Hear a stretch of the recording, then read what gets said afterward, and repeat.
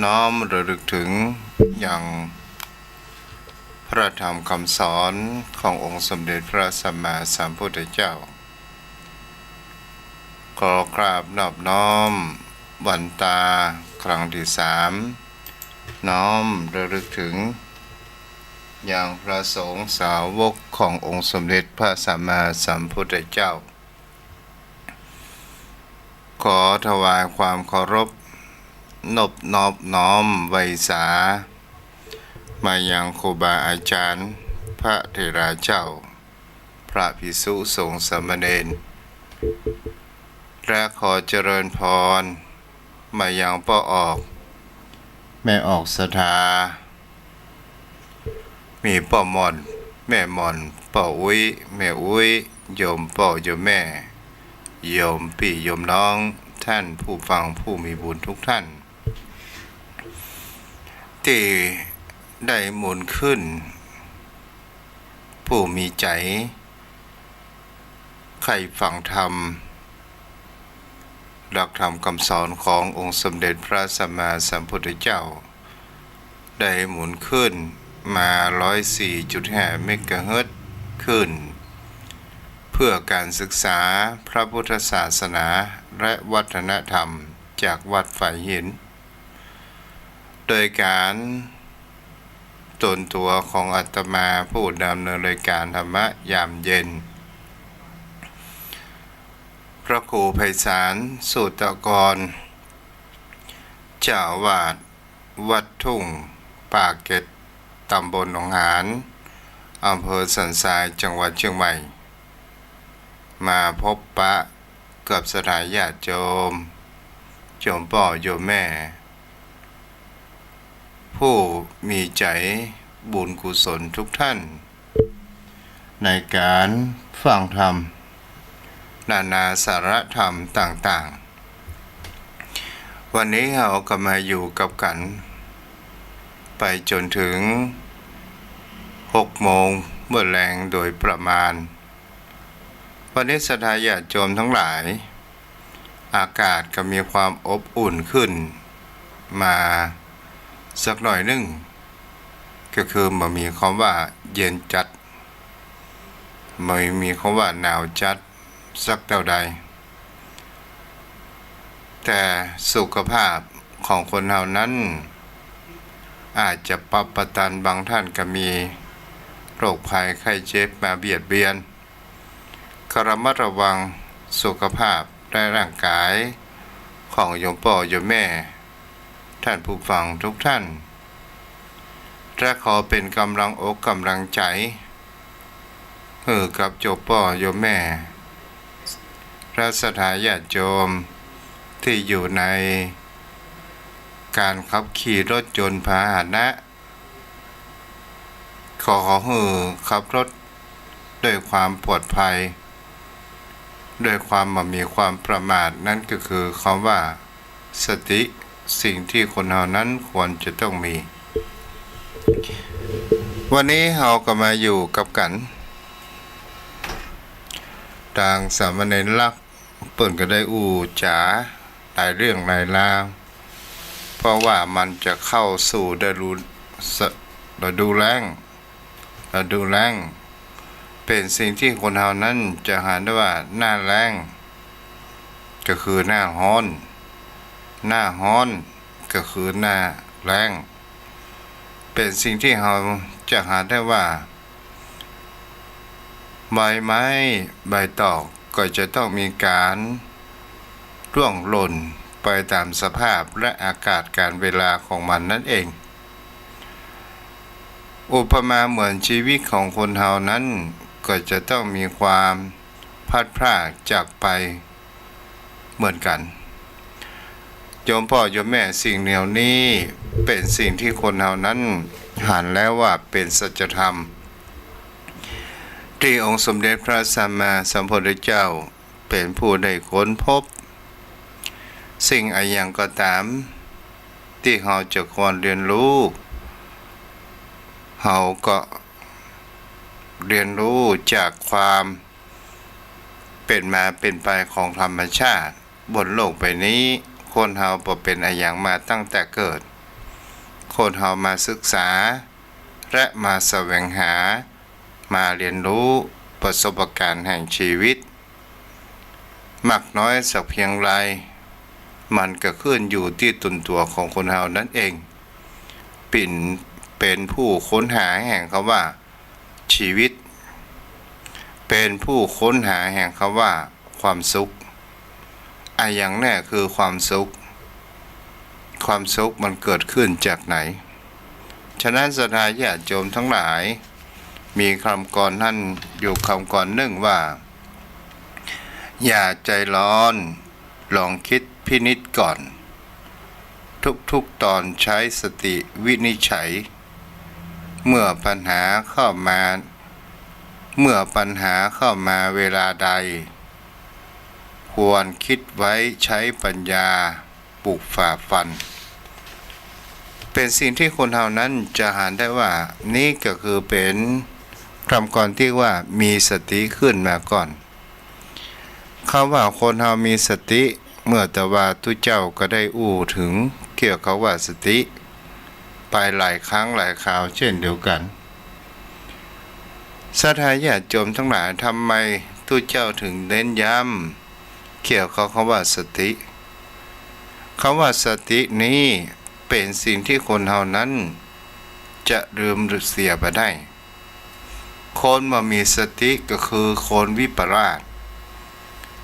คนเฮาอู้ภาษาบ้านๆกันก็คือคนวิปลาสก็คือเหมือนกับคนผีบ้าในที่นี้บ่ใช่ว่าเป็นคนก็คือเป็นคนที่บ้านนี้ก็คือเป็นคนที่เดินหลงทางไปที่ไหนบอกว่าจะไปกรุงเทพกระเตี้ยววนอยู่ในบ้านในจองอยู่นั้นนะจะไปอยู่กรุงเทพอันนี้เรียกว่าสติวิปลาสเกิดขึ้นแต่ถ้าว่าคำว่าบ้าแห่งประการหนึ่งบ้าบุญบ้ากุศลบ้าการฟังธรรมบ้าฟังรายการวิทยุอันนี้เราก็เป็นสิ่งที่เราจะเห็นว่านี่ก็คือความบ้าการบ้างานเป็นบ้าในสิ่งทางด้านที่ดีหรือว่าเมาเราก็ว่ากันได้ศรัทธาญาติโยมทั้งหลายคนที่ขาดสตินั้นเราก็จะหันกันได้ว่าเป็นคนที่มหูตัวเป็นคนที่มามีความรู้สึกเป็นคนที่ขาดไปหลายสิ่งหลายอย่างหลายประการตัวกันศรัทธาญาติโยมทั้งหลายเขาว่าการที่คนเฮานั้นจะหันได้ว่ารับธรรมคำสอนของพระพุทธเจ้าสติปัฏฐาน4ก็คือกายเวทนาจิตธรรมเป็นสิ่งที่คนเฮานั้นจะหันได้ว่าเป็นธรรมะเป็นสิ่งที่คนเฮานั้นควรจะมีคำว่าเจริญสติแปลว่าสติปัฏฐาน4ฐานที่ตั้งมั่นแห่งคำว่าสติเกิดขึ้นถ้าบุคคลใดมีความเจริญสติจะเป็นคณิกะสมาธิหรือว่าเจริญวิปัสสนาก็ตามและเราจะพบแห่งความสุขในจิตใจของคนเฮานั่นเองในจิตใจของคนเฮาและเราจะพบแห่งความสุขที่มันจะเกิดขึ้นแต่คนเฮานั้นในการที่คนเฮานั้นบ่ค่อยหูหรือว่าบ่ฮู้จักโดยการฝากความสุขไว้กับคำว่ายศทรัพย์อำนาจชื่อเสียงกามารมณ์อยากมีทุกสิ่งทุกอย่างเกิดขึ้นและก็เป็นสิ่งที่คนเฮานั้นก็จะหันได้แห่งประการหนึ่งว่านี่ก็คือความคนเฮาคิดว่าเฮามีสิ่งเหล่านี้นั้นจะมีความสุขเกิดขึ้นแต่ทุกเจ้านั้นก็บ่มีความว่าปฏิเสธในความสุขเหล่านี้ศรัทธาญาติโยมทั้งหลายถ้าเฮาก็จะหัน กันได้ว่าการที่คนเฮานั้นมีความสุขไปเกี่ยวกับยศทรัพย์สินเงินทองชื่อเสียงทุกสิ่งทุกอย่างก็ถือว่าเป็นความสุขประการหนึ่งแต่ความสุขนี้มันเจือปนไปด้วยความทุกข์เกิดขึ้นในภายหลังพระพุทธองค์นั้นก็บอกว่าถ้าคนพูดว่าทรัพย์เป็นอันตรายพระพุทธองค์บอกว่าเป็นอสรพิษเป็นสิ่งที่คนเฮานั้นก็จะหันรายประการแห่งว่าการที่คนเฮานั้นถ้าเฮาใจยศถาบรรดาศักดิ์ทรัพย์สินเงินทองอำนาจชื่อเสียงสิ่งเหล่านี้เปิดจ้างมันก็จะเป็นอสรพิษไว้กับมาทำร้ายตัวของคนเฮานั่นเองโยมพ่อโยมแม่ก็ลองสังเกตว่ามันเป็นอสรพิษอย่างใดพ้องอย่างเช่นเราจะหันได้ว่าสังขญาติพี่น้องมีความทะเลาะเบาะแว้งเกี่ยวกับที่ดินเกี่ยวกับทรัพย์สินมรดกของพ่อของแม่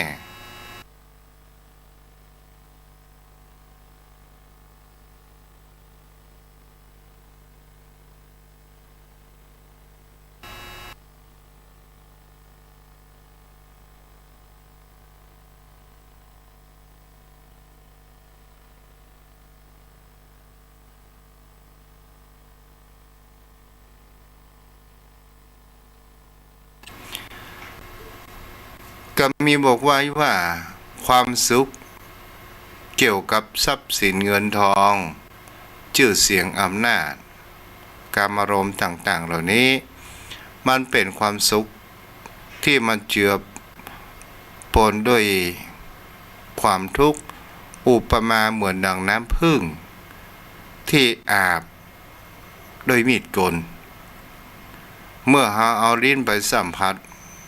มันมีรสหวานและเราก็จะต้องถูกใบมีดบาดลิ้นของเราและก็ก่อให้เกิดแห่งความอันตรายบาดแผลของคนเรานั้นเกิดขึ้นฉะนั้นสิ่งเหล่านี้เอาจะหันได้แห่งประการหนึ่งว่ายศถาบรรดาศักดิ์บางสิ่งบางอย่างมันก็มาบันดาลความสุขทางกายของเฮาแต่ถ้าว่าเฮาใช้อำนาจในทางที่ผิดและบ่ถูกต้องมันก็จะมาปิกมาทำร้ายเป็นอสรพิษเป็นงูเห่างูจ๋องกลับมาทำร้ายตัวของเฮานั่นเองโยมพ่อโยมแม่เฮาก็ลองสังเกตว่าทรัพย์สินเงินทองเป็นสิ่งที่คนเฮานั้น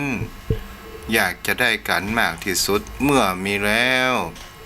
เฮาก็คงใจมันทรัพย์อย่างถูกต้องหมายถึงคำว่าเอาใจเป็นใจเป็นอันใดส่วนใดอันใดจะทำอะไรอย่างจะทำบุญทำกุศลอะไรอย่างพ้องตลอดจนถึงชื่อเสียงก็คือมาด้วยสิ่งที่มาด้วยอำนาจถ้าเรามีอำนาจเราใช้ในทางด้านที่ถูกต้องเราใช้ในสิ่งที่มันเป็นประโยชน์มันก็จะก่อให้เกิดคุณและก็จะทำให้ชื่อเสียงของเรานั้นดีและก็จะเป็นที่เชิดหน้าชูตาอย่างครับพระเจ้าอโศกมหาราชเราจะหันได้ว่าถ้ามามีพระองค์ปัจจุบันนี้พระพุทธศาสนาคงจะไม่ได้เกิดขึ้นอีกครั้งหนึ่งเพราะว่าพระองค์นั้นได้ทำอักษรศิราจารึกอักษรธรรมในอินเดียไว้ถึงพระพุทธศาสนาของเรานั้นได้พลิกฟื้นขึ้นมาแห่งครั้งหนึ่งมาจนถึงปัจจุบันนี้เป็นสิ่งที่คนเรานั้นจะหานกันได้ว่านี่คือใช้อำนาจในทางที่ถูกต้อง จนเฮามีการเล่าขานมาจนถึงปัจจุบันชื่อเสียงเหล่านี้เป็นสิ่งที่คนเฮานั้นก็จะหันได้ว่าคนเฮานั้นมันมีความต้องการเหมือนกันทุกคนความต้องการเงินทองความต้องการอำนาจความต้องการยศถาบรรดาศักดิ์แต่ถ้าเฮาใจไปจ้างสุดท้ายมันก็เป็นอสรพิษที่กลับมาแหวงเฮาแต่คนเฮานั้นจะหันได้ว่าแท้ที่จริงถ้าเฮาถอดยศถอดอำนาจถอดตำแหน่งมันสุดท้ายมันก็เหลือคำว่าตัวของเฮานั่นเองแต่ถ้าว่าเฮาศึกษาในการเจริญสติปัฏฐาน4และเฮาจะรู้ซึ้งกับว่ารสแห่งพระธรรมที่มันเป็นความสุขในแห่งจิตใจเกิดขึ้นและเฮาก็จะหันได้ว่าสิ่งเหล่านี้จะเป็นอำนาจยศถาบรรดาศักดิ์ต่างๆมันเป็นเพียงแค่เปลือกมันไม่ใช่กับผีเฮาจะหันแหมประกันหนึ่งว่าแท้ที่จริงแล้วยศถาบรรดาศักดิ์มันก็มีไว้เพื่อประดับเกียรติในการที่เฮานั้นได้ศึกษาก็ตามได้มีชื่อเสียงและมีอำนาจเกิดขึ้นอย่างนี้เป็นต้นนิรัสทาญาติโยมทั้งหลายบางครั้งบางคราวคนเฮานั้นมีชื่อเสียงมียศถาบรรดาศักดิ์บางครั้งบางคราวมามีเวลาเป็นส่วนตัวโยมพ่อโยมแม่บางครั้งบางคราวคนเฮานั้นต้องมีเวลาเป็นของตัวของตัวเองส่วนตัวของตัวเองมีเรื่องเล่าท่านอยู่เรื่องหนึ่งว่ามีอาจารย์ชื่อดังคนเชียงไฮ้และทีนี้ก็ไปเดินทางไปกรุงเทพทีนี้ก็มีการที่ปวดฉี่หรือว่าจะเบาหรือว่าปัสสาวะก็เลยจอดรถลงข้างทางแล้วก็ปัสสาวะอยู่ข้างทางและก็มีคนนักกลุ่มนักท่องเที่ยวที่เดินทางส่วนแม่หันว่าเป็นอาจารย์ผู้ชื่อดังคนนี้แล้วก็ลงมาถ่ายรูปแล้วเขาก็จะหันได้ว่าอาจารย์คนนี้ก็บอกว่าจะถ่ายยี่หยังเวลานี้เป็นเวลาส่วนตัวจะถ่ายไปยี่หยังล้ำเหลือแต่เขาจะหันได้ว่าผู้คนนักท่องเที่ยวจะหันได้ว่าอ๋ออาจารย์คนนี้เป็นถึงขั้นนี้แล้วยังหิวข้างต่างอยู่กะอย่างนี้เป็นต้นนี่แหละศรัทธาญาติโยมทั้งหลายบางครั้งบางคราวคนเฮานั้นมองสภาพของชีวิตของคนเฮาและเฮามาหันทุกข์บางครั้งบางคราวคนเฮานั้นมองผลสำเร็จแห่งชีวิตแต่เฮาไม่ได้มองหาปัญหาและอุปสรรคสิ่งที่มันเกิดขึ้นแถมรายประการสิ่งที่มันเกิดขึ้นศรัทธาญาติโยมทั้งหลายเฮาจะหาได้ว่าไอ้อย่างเขาว่าราชทินนามเขาว่าพระครูอย่างครับตนตัวของอาตมาก็ตามพระครูไพศาลสูตากรแต่ถ้าว่าหายห้องตุและมีความโกรธอันนี้ก็หมายถึงเขาว่าทุนั้นมีความว่าหลงในอำนาจแห่งคำว่าพระครูแต่ถ้าว่าบางครั้งบางคราวไปทำการทำงานข้างนอกช่วยพระช่วยเน้นกวาดขี้โคลนเพี้ยวปัดกวาดมีศรัทธาชาวบ้านมาพบปะตนตัวอาตมาโอ้ท่านพระครูยังมากวาดขี้โคลนลูกเน้นเขาวินัยยังบ่ใจอาตมาก็บอกว่าพ่อครูอยู่บนกุฏินี่คือตัวทุชันอย่างนี้เป็นต้นนี่แหละศรัทธาญาติโยมทั้งหลาย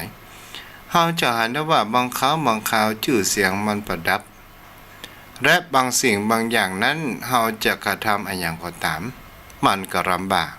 เกิดขึ้นเฮาจะหันได้ว่ายศถาบรรดาศักดิ์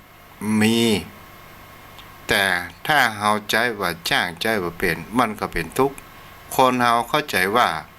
เป็นถึงระดับท่านพระโคแล้วต้องมากวาดขี้โคต้องมาขุดดินสินต่ออะไรอย่างกะ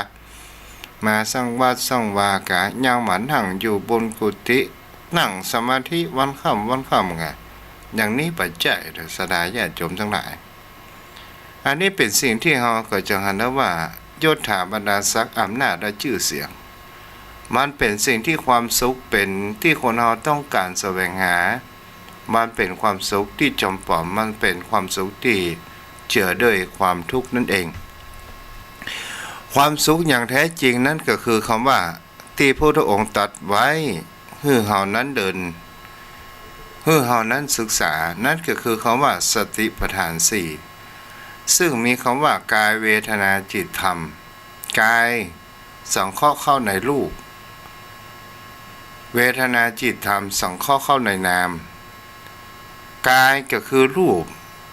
ที่มันมีเป็นกายหยาบอย่างนี้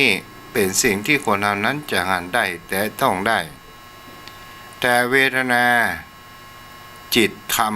เป็นสิ่งที่เราแต่ต้องเราบ่สามารถที่จะสัมผัสได้แต่เราจะสัมผัสได้ด้วยการประพฤติปฏิบัติเจริญวิปัสสนาของคนเรานั่นเอง และเราจะหาได้ความสุขใจมันจะเพิ่มขึ้นจะหาได้ความสุขที่เกิดขึ้นในจิตใจในตนตัวของเราสุขในจิตใจเป็นสิ่งที่เรานั้นจะหาได้ว่ามันมีความสุขอธิบายให้ใครบ่เป็นความสุขเหมือนกับเป็นความสุขที่มีรำธารน้ำจิตใจมีความว่าเยือกเย็นกันสิ่งเหล่านี้ศรัทธาญาติโยมทั้งหลายถ้าเราเกิดมาแล้วเราก็มาศึกษานี่ก็คือเป็นสิ่งที่คนเรานั้นควรที่จะศึกษาเวทนาก็คือความที่เรารู้สึกดีใจเสียใจเศร้าโศกอะไรหาเบื่อหน่ายทรมานร่างกายต่างๆนานานี่ก็คือคำว่าเวทนาแต่ถ้าว่าเรารู้สึกการปล่อยวางแห่งคำว่าเวทนาจิตก็คือสิ่งที่คนเรานั้นคือกระบวนแห่งความคิดที่คนเรานั้นควรจะศึกษาธรรมก็คือสภาวะที่อยู่บนโลกใบนี้เอาละโยมพ่อโยมแม่ถ้าทูจะอู้ลงไปลึกแหมน้อยนึงว่าบางครั้งบางคราวคนเรานั้นชอบทำบุญแต่บ่เข้าใจคำว่าบุญทำบุญสุนทานบางครั้งบางคราวเป็นสิ่งที่คนเรานั้นมีความหลงไปว่าทำบุญสุนทานเป็นสิ่งที่คนเรานั้นมีความนึกคิดว่าเราทำบุญสุนทานแล้วเราจะเป็นอมตะทำบุญสุนทานแล้วเราจะมาเป็นอันหยังจะมาเป็นโรคภัยไข้เจ็บทำบุญสุนทานแล้วสิ่งเหล่านี้จะมาคอยปกปักรักษาตัวของเราเพื่อเราประเจ็บประเป็นอันหยังอย่างนี้เป็นต้นนี่บางครั้งบางคราวคนเรานั้นมันมีความเข้าใจผิดมีท่านหนึ่งศรัทธาญาติโยมทั้งหลายก็ทำบุญสุนทานใส่บาตรข้าวปลาอาหารพระภิกษุสงฆ์สามเณรอยู่ทุกวันตกมาวันหนึ่งศรัทธาญาติโยมทั้งหลายแกก็มีอาการบากค่อยถ่ายแล้วถ่ายยากแล้วก็ไปหาหมอไปพบกับคุณหมอก็ตรวจคุณหมอตรวจเสร็จเรียบร้อยเอาจะหันได้ว่าคนหมอก็วิเคราะห์ออกมาแล้วว่าผลที่สุดก็คือเป็นมะเร็งในลำไส้ศรัทธาญาติโยมทั้งหลายบุคคลคนนี้ก็มีการที่ทวงบุญคุณหมายถึงเขาว่า บุญกุศลที่เราได้สร้างใส่บาตรทุกวันที่เราได้ทำบุญกุศลจะเป็นผ้าป่าอย่างก็ดีมันมีไหนย่อมมาช่วยและทำไมเราจ้องเป็นมะเร็งอย่างนี้เป็นต้นนิสทาญาติโยมทั้งหลายและเราจะหันได้ว่านี่คือความเข้าใจผิดเป็นมิจฉาทิฏฐิทันทีเป็นสิ่งที่คนเรานั้นควรจะมีความเจริญสติอยู่เสมอว่าบุญกุศลที่ใส่ทำบุญใส่บาตรนั้นคือส่วนใส่บาตรแต่ร่างกายของคนเรานั้นมันเป็นมะเร็งลำไส้มันคนละส่วนกันนี่แหละเป็นสิ่งที่เราควรจะพิจารณากันว่าบางสิ่งบางอย่างคนเรามันมีความวิตกกังวลและมีความคำว่าทวงบุญคุณนั่นเองเป็นสิ่งที่คนเรานั้นจะหันได้ว่าถ้าว่าเรามีการยอมรับปรับสภาพแห่งจิตใจได้เรามีคำว่าสติปัฏฐานสี่เจริญสติ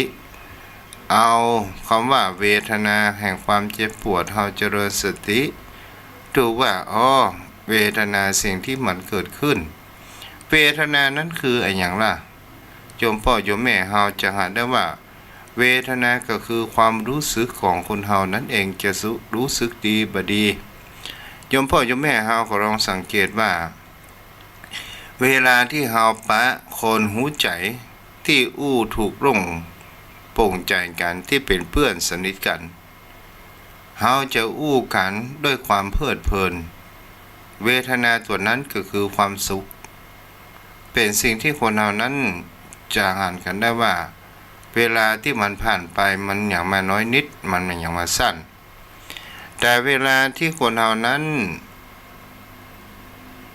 พระคนที่บ่ถูกอกถูกใจเป็นคนที่เฮานั้นเหม็นขี้แน่หรือว่าเป็นคนที่เฮาบ่ชอบเพียงแค่5 นาทีพ่อเหมือนก็เป็น5 ชั่วโมงเพราะเป็นเวทนานี้เป็นความทุกข์เมื่อใดเขาจะไปอย่างนี้เป็นต้นหรือเกิดแห่งความปิติสุขเกิดขึ้นอย่างเช่นโยมพ่อโยมแม่ได้เอาผ้าเอาครัวเดินทางไปลำบากและไปถึงยอดดอยได้เอาผ้าเอาครัวแจกให้กับพี่น้องบนดอยที่มีความหนาวเหน็บเย็นเฮาเอาผ้าเอาครัวไปแจกศรัทธาญาติโยมทั้งหลายตอนที่เฮามีขณะที่เฮาการเดินทางนั้นก็คือมีคำว่าเวทนาทุกขเวทนาเกิดขึ้นห้วยลงดอยจมไปตัวอย่างนี้กูหูอย่างนี้มาละลำบากลำบนเกิดขึ้นเมื่อเฮาถึงยอดดอยแล้วเฮาหันผู้คนที่มารอเพิ่นเฮาก็หันว่าผู้คนมารอและเฮาได้มอบสิ่งดีๆให้กับพี่น้องบนดอยและเฮาหันความซาบซึ้งและเฮาหันความปิติยินดีสิ่งที่เฮาทำจากทุกขเวทนากลายเป็นสุขเวทนาเกิดขึ้นอย่างนี้เป็นต้นสิ่งเหล่านี้ศรัทธาญาติโยมทั้งหลายถ้าเฮาประพฤติปฏิบัติเฮาจะหันได้ว่าการเจริญวิปัสสนาก็เช่นเดียวกันเป็นการศึกษาจิตใจของคนเฮาว่าเฮานั้นที่ผ่านมาในชีวิตเฮายังบ่รู้คำว่าจิตของตัวเองเลยว่าจิตของเฮานั้นเป็นคนอย่างใดประเภทใดเป็นคนเอาใจตัวเองกะหรือว่าเป็นคนที่มีเหตุผลหรือว่าเป็นคนที่มีจริตใดจะเป็นโทสะจริตราคะจริตวิตกจริตพุทธิจริตอย่างนี้เป็นต้นวิตกจริตกะนี่ก็คือเฮาจะได้หันว่าเฮาศึกษาจิตใจของตัวของเฮาแล้วเฮาก็จะเป็นการชำระจิตใจอันขุ่นมัวนั้นออกไปและจะทำให้จิตใจของเฮานั้นมีความสว่างและจิตใจของเฮาจะมีคำว่าสติมันอุปมา ก็เหมือนกำแพงที่มีความแน่นหนาเมื่อผู้ร้ายหรือว่าศัตรูจะมาลุกลานมันบ่สามารถที่จะเข้ามาทำร้ายจิตของคนเราได้แต่บุคคลที่บ่ได้ฝึกเจริญสติในทางธรรมบ่เคยปฏิบัติสักคำเตื้อเป็นคนที่จะหาได้ว่ากำแพงของตัวเองนั้นเป็นกำแพงที่มันมีความแน่นหนาสามารถศัตรูหรือผู้ร้ายสามารถที่จะทำลายกำแพงนั้นเข้ามาทำลายจิตใจของเฮาได้อุปมากับมาทำร้ายตัวของเฮาได้เฮาจะหันข่าวสารญาติโยมทั้งหลายทางทีวีหรือทางหนังสือพิมพ์ก็ตามคนเฮาบางครั้งบางคราวเป็นสิ่งที่เฮาก็จะหันได้ว่าตกเป็นทาสแห่งอารมณ์โกรธเฮาจะหันได้ว่าสิ่งที่เฮาเขาบ่พอใจสิ่งที่มันมาเข้ามาพะทักในจิตใจยึดของจิตใจของเขาและสุดท้ายก็เกิดอารมณ์มีการทะเลาะวิวาทและก็มีความอาฆาตฆ่ากันเป็นข่าวมากลายก็มีขออภัยไว้ตัวเด้อขอดื่มน้ำก่อนขออนุญาตดื่มน้ำก่อนเนาะ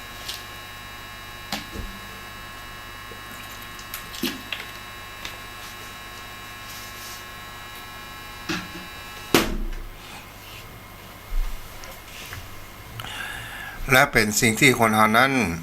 จองเวรจองกรรมคำพบคำชาติก็มีเนี่ยเพราะเฮาบ่ได้ฝึกจิตของเฮานั้นมีสติจิตต่ออุปแล้วกายเวทนาจิตธรรมก็คือธรรมชาติ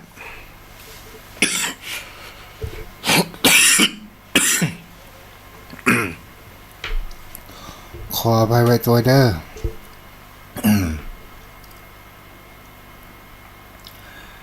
ธรรมก็คือธรรมชาติ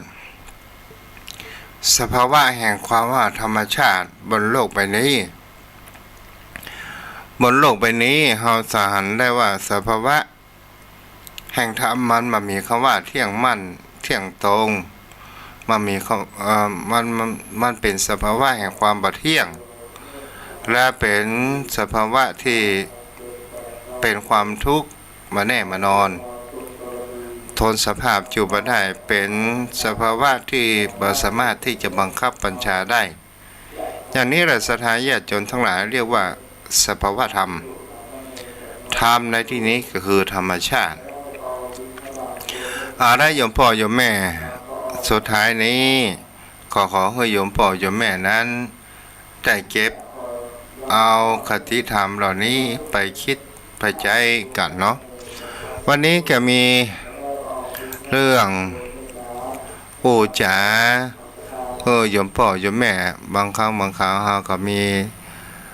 ทำเจี้ยพ่องไอ้หยังพ่องมาโยมพ่อโยมแม่ได้ฟังกันวันนี้ก็มีอยู่เด้อวันนี้เรื่องคำว่าคำปราศัยของพระหลวง ตั้งสติก่อนเนาะสดาญาติโยมทั้งหลายมีครั้งหนึ่งก็คือเป็นบ้านนอกธุรกันดารก็คือเมืองเหนือของเฮาเนี่ยมีการทอดผ้าป่าสามัคคีในงานนี้พ่อหลวงก็จะได้เชิญในอำเภอมาเป็นประธานตัวสดาญาติโยมทั้งหลาย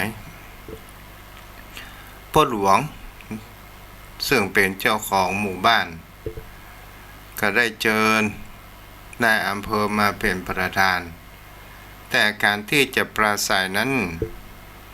มันจะต้องเขียนเป็นภาษาไทยและก็จะต้อง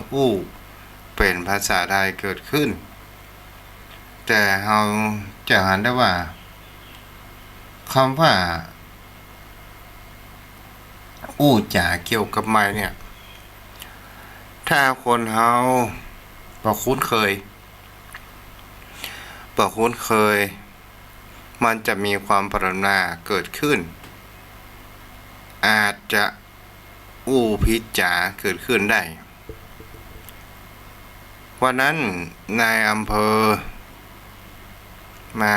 ถึงจ้าไปให้พอดีแล้วเมื่อนายอำเภอมาถึงแล้วผู้ใหญ่นั้นก็ได้รุกไปต้อนรับกับนายอำเภอเมื่อนายอำเภอพักให้อิทานเสร็จเรียบร้อยผู้ใหญ่บ้านคนนี้ก็ได้ขึ้นกล่าวรายงานว่าสวัสดีครับท่านนายอำเภอที่เคารพรักงานผ้าป่าที่จัดขึ้นในครั้งนี้นั้นอาจจะมีการตกหลุมตกล่องบ้างผมรู้สึกเสียใจมากครับกินข้าวเที่ยง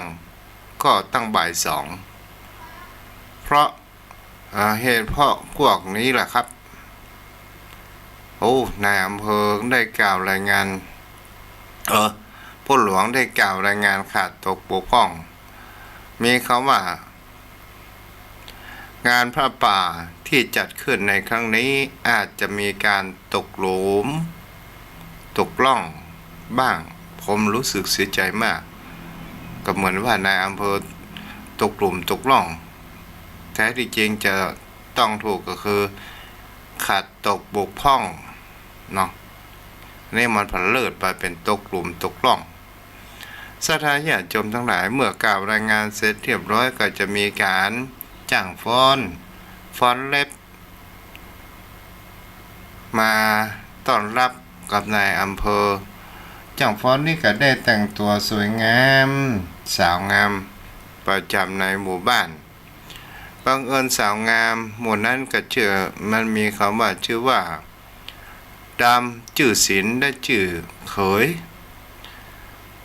ก็มีผู้กล่าวบอกว่าตอนนี้ไปขอผู้มีรายชื่อดังต่อไปนี้ที่ออกเตรียมตัวมาฟ้อนนางสาวศิลนางสาวเขยนางสาวดำหลายคนศรัทธาญาติโยมทั้งหลายก็มีพายลุกขึ้นมาฟ้อนสักคนโดยการที่ชื่อว่านางสาวตามภาษาชาวบ้านมันมีพายลุกมาสักคนพ่อหลวงอดไปได้เลยกล่าวประกาศอีดำอีศิลอีเขยหมู่ฮ้อนทั้งหลายออกมาฟ้อนแหละจังฟ้อนสาวครับลุกขึ้นมาฟ้อนทันทีทันใดไปสูไปฟ้อนพ่อหลวงห้องหมู่ฮ้อนแล้วอันนี้แหละเป็นสิ่งที่เราจะเห็นได้ว่าถ้าว่าคนเราบางคราวเนี่ยเรามีสติมันอาจจะทำให้ความเก้อเขินเกิดขึ้นได้อย่างครับต่อมาสถานญาติโยมทั้งหลายพ่อหลวงก็ได้ประกาศรายชื่อผู้บริจาคคุณสมบูรณ์250 บาทคุณสันติ250 บาทคุณพยอม50 บาทต่อไปรายชื่อรวมกันทั้งหมดบริจาค20 บาทแล้วกับพ่อหลวงว่ารวบรวมกันทั้งหมดได้520 บาทผู้ใหญ่บ้านประกาศเลยว่าต่อไปนี้ท่านใดที่จะร่วมบริจาคขออย่าต่ำกว่า20 บาทเด้ออันนี้เป็นกรรมที่ผู้ผลิตสถานญาติโยมทั้งหลายก็วันนี้เอาไว้เพียงแต่อีเนาะปากันในวันผัดหน้าอาทิตย์หน้าคงตุเจ้าจะไป